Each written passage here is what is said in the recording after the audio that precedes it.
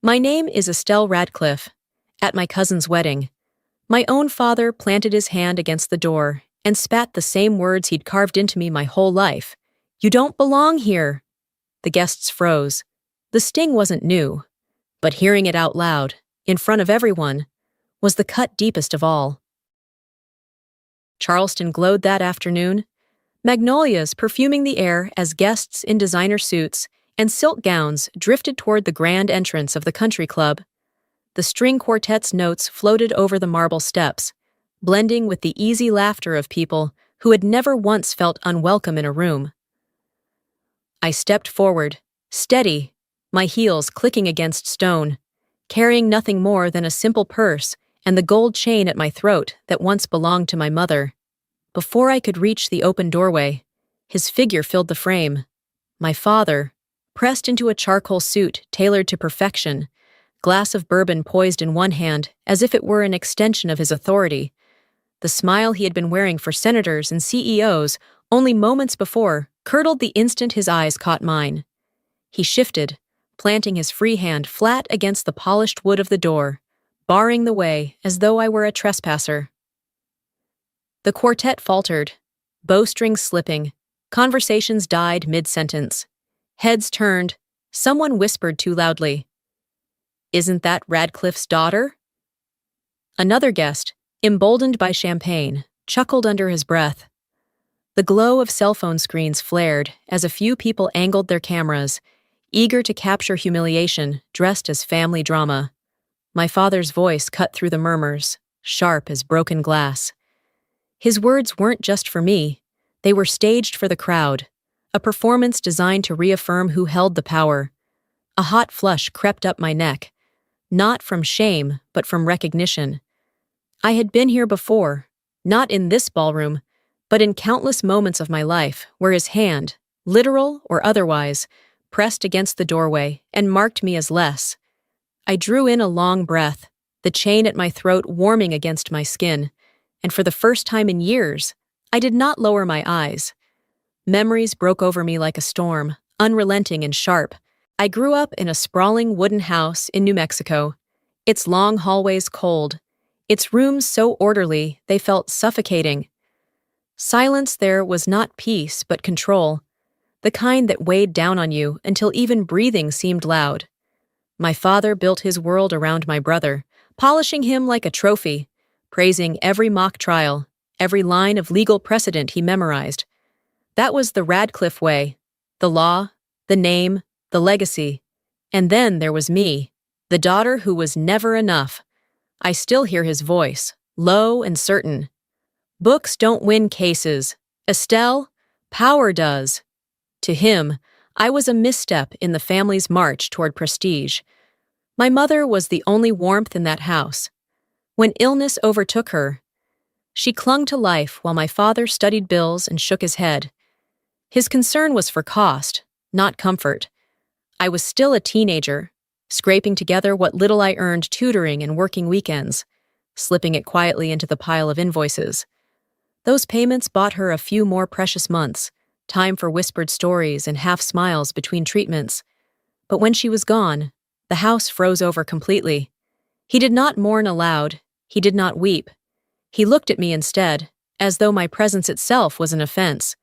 "Don't embarrass this family," he said, a verdict more final than the burial itself. In that moment, I understood. Grief would not be shared, and neither would love. The day I chose to leave, his laughter trailed after me like smoke. "You'll wash out in a week." I carried those words into the mud, into the rain, into the endless drills where every muscle screamed and sleep was a rumor. I clung to them not as prophecy, but as fuel. Each step, each climb, each night I refused to quit. I sharpened myself against the stone of his doubt. The years stacked one on another, stripes on my sleeve, stars on my shoulder, marks no Radcliffe had ever dreamed of. My father never saw them. He made sure no one else did either. Invitations to family dinners vanished. Announcements of milestones never reached me. I became a ghost in their gatherings, a story rewritten, the one who chose distance, the one who abandoned them. In truth, I was the one abandoned. Still, I carried on. My honor was not tethered to their table, but to the men and women who trusted me with their lives. They were my family in every way that mattered. And yet, even as I stood at the head of commands, the wound bled quietly inside me, the severing of blood ties by the very man who should have stood guard at the door, not barred it. Charleston shimmered under chandeliers and garlands of jasmine that filled the country club with perfume. Inside, the air was thick with money and politics, laughter rising in polished tones as senators, judges, and businessmen clasped hands. My father moved among them like a candidate on the campaign trail, his grin wide, his voice booming. "The Radcliffe name stands stronger than ever," he declared, as though the evening itself had been staged to prove it. I lingered at the edges, where the waitstaff slipped past with trays of champagne. No seat card bore my name. In the official registry of guests, I did not exist. Yet I had come, not because of him, but because of the bride, my cousin, who had called me in secret only nights before. Her voice had broken through static, trembling. "Please, Estelle, you've always been my sister. I need you there." From where I stood, I could see clearly what my father was weaving. This wedding was no celebration of love to him. It was a contract, a merger, a way to tie Radcliffe pride to Lancaster influence, that old dynasty with roots sunk deep into Washington. To him, it was a ticket to the tables where power carved the world, and to guard that ticket, he would erase me completely. My presence threatened the illusion he had built. My heart beat steadily as I walked toward the hall, heels clicking against the marble floor. I knew the collision was inevitable. Some doors could not be avoided. They had to be opened, even if someone tried to slam them shut. The music faltered, the violin bow trembling as my father's arm shot out across the doorway. His voice struck like a gavel. "She's no Radcliffe. She's ashamed of this family." The ripple of whispers spread instantly. A woman in pearls lifted her hand to her mouth. A man nearby smirked, shaking his head. Someone muttered, "Isn't she the one who left?" And the words landed like stones against my ribs. Phones glowed as screens angled, eager for spectacle. I drew breath to speak, but before my voice could rise, the groom turned. His eyes landed on me, and for a heartbeat he seemed not to believe what he saw. The color drained from his face, his lips parted. "General Radcliffe! Ma'am!" His voice cracked with shock, almost reverence. The room froze. A fork clattered to the marble, the sound echoing through silence.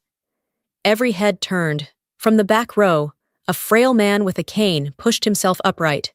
His hand rose in salute, his voice steady despite age.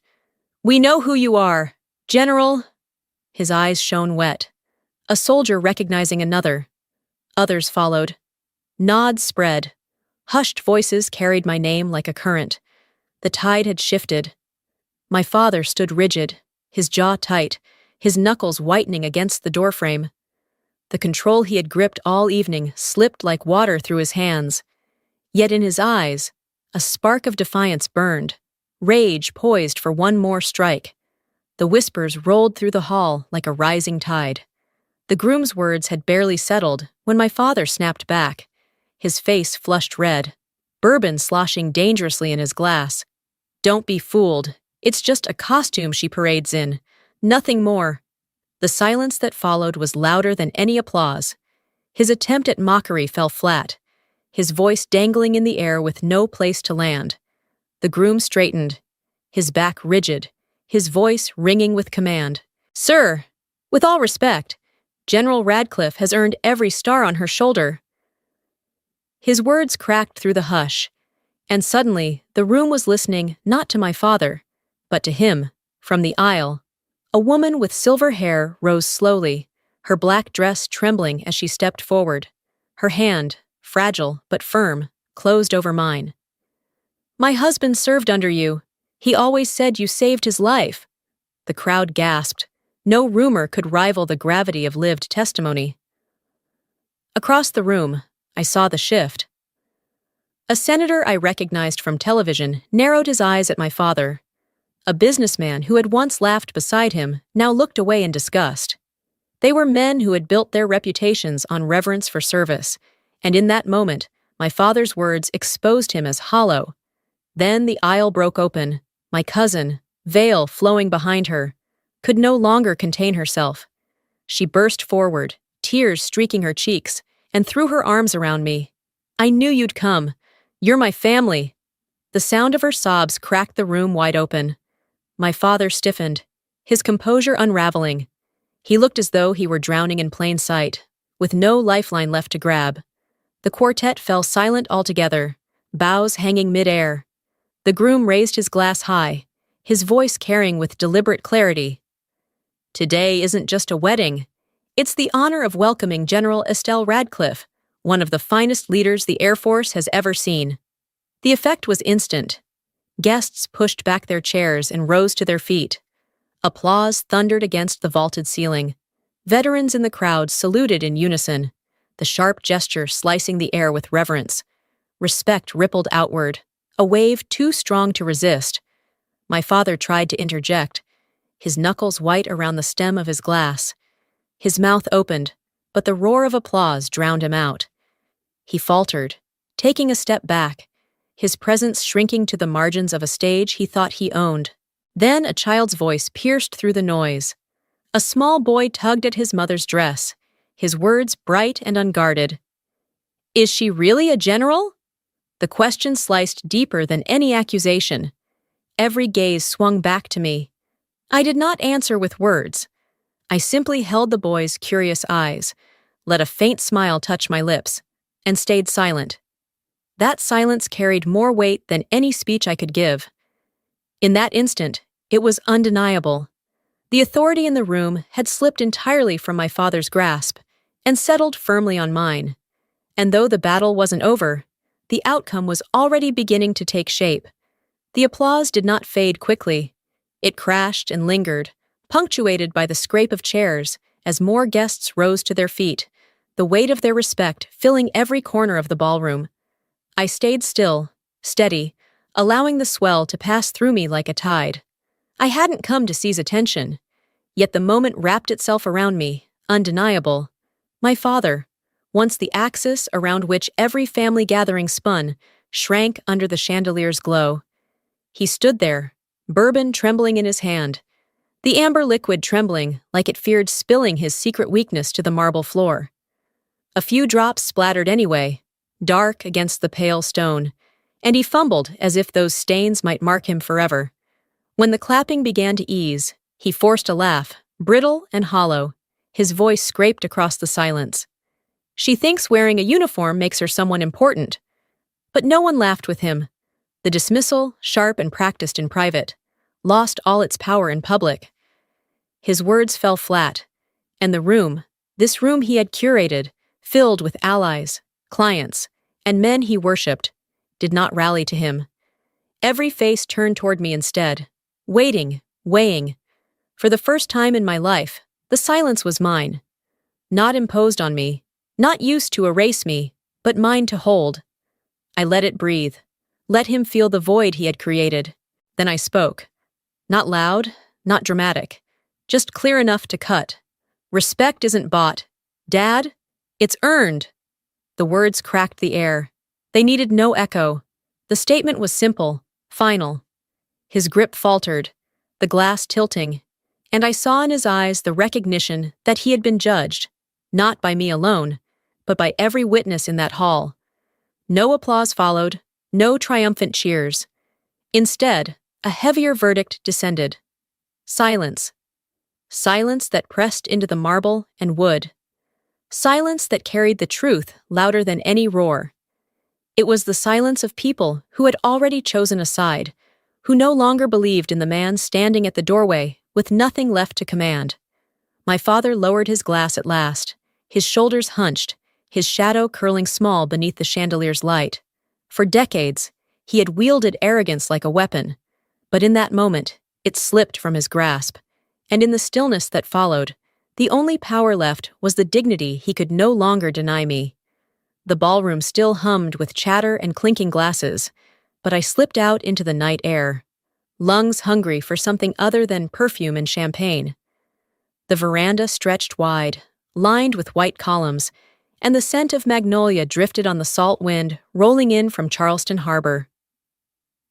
I leaned on the railing, letting the cool air press against my skin, until the door creaked open behind me. My father stepped out. No entourage trailing him now, no glass in hand to steady his performance. The grandeur had drained from his shoulders. He looked older, smaller, like the suit that fit him so perfectly, hours earlier, had begun to hang loose. For a long moment, he said nothing. Then his voice rasped, cracked by something I had rarely heard in it before: uncertainty. I built walls against my own daughter. I turned, measuring him. His eyes, once sharp with calculation, flickered in the shadows like a man finally seeing what he had destroyed. He swallowed hard and went on. All my life, I thought the measure of a man was how high he climbed, how much he could hold in his fists: money, status, applause. I told myself I was protecting this family, but all I did was break it. I chose the wrong ruler, Estelle, and I know I can't erase the years. But can I start again? The question hung in the humid air, fragile and heavy at once. I studied him, this man who had towered over me all my life, who had silenced me with a glance, who had taught me shame like it was a family tradition. Now, he stood hollowed out, his voice frayed, his plea trembling. I could have let him sit in that silence, but there was one truth I had carried too long to keep buried any longer. I stepped closer, steady, my own words sharp as glass. Do you remember all those scholarships you boasted about? The community centers, the clinics, the programs plastered with the Radcliffe name? He blinked, caught off guard. Of course! They were my contributions, my legacy. I shook my head. They were mine! Every dollar came from my pension, from years of paychecks I earned in uniform. I gave quietly, without asking for credit, because I believed good work didn't need a spotlight. While you paraded them as trophies, I funded them in silence. For a moment, he didn't move. The night stilled around us. Then the weight of my words landed, and his face slackened. His mouth opened, closed, then opened again. But no defense came. His eyes, for the first time in memory, glistened wet. I never knew, because I never wanted to ask. The admission cracked through him like lightning splitting stone. He rubbed a trembling hand across his forehead, shoulders heaving under the collapse of decades of arrogance. The man who had once claimed the world bent to his will now stood before me undone, exposed not by enemies or rivals, but by the daughter he had spent a lifetime dismissing. The magnolia blossoms stirred in the breeze, sweet and sharp, like memory itself. I let his words settle between us, not rushing to fill the silence. Sometimes truth didn't need an echo, it only needed witnesses. And tonight, beneath the Charleston stars, he was finally witnessing mine. The reception had swelled into laughter and clinking glasses when my father rose from his chair. The chatter hushed, one ripple at a time, until his voice carried through the hall. It wavered at first, but steadied as he went on. I confused wealth with worth, image with honor. Tonight, I learned dignity isn't bought, it's earned, and I owe my daughter an apology. No applause followed. No one dared disturb the gravity of that moment. The silence was heavier than thunder, yet it carried a quiet respect deeper than cheers could ever reach. Faces softened, eyes lowered. The room itself seemed to bow under the weight of his confession. Then he turned toward me, shoulders sagging, hand extended, trembling slightly. Will you dance with your old man? I hesitated, not because I doubted him, but because the gesture was so foreign it startled me. Still, I placed my hand in his. The band struck up a slow jazz standard, the kind my mother used to hum when she cooked Sunday dinners. At first, he was clumsy, stepping on my foot once, fumbling with rhythm. But then we both laughed, real, unguarded laughter, and something fragile began to knit itself back together. The chandelier cast golden light across us as we moved, and I caught glimpses of guests watching, not with curiosity, but with reverence. To them, it must have looked like a small miracle, an old wound daring to close. I leaned closer and whispered, "From here, Dad. Only from here." The night closed with music that lingered in the rafters, the sound of quiet laughter, and the startling realization that revenge doesn't always mean destruction. Sometimes it's simply standing tall in your own dignity, long enough for the truth to light the room on its own. Room on its own. Room on its own. Room on its own. Room on its own. Room on its own. Room on its own. Room on its own. Room on its own. Room on its own. Room on its own. Room on its own.